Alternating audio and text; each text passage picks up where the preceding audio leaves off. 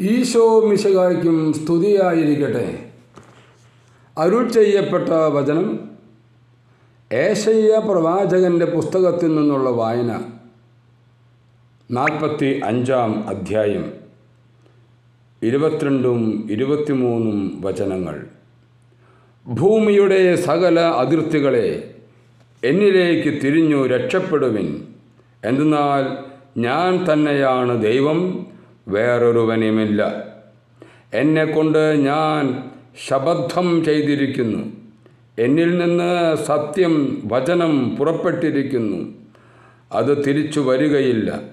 ഓരോ മുട്ടും എൻ്റെ മുമ്പിൽ മടങ്ങും, ഓരോ നാവും ശപഥം ചെയ്യും. തീർച്ച.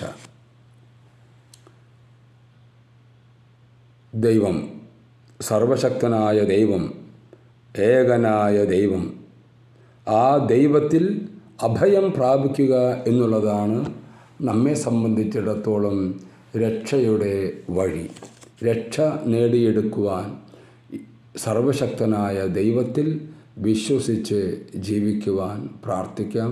കർത്താവ് നമ്മെ അനുഗ്രഹിക്കട്ടെ.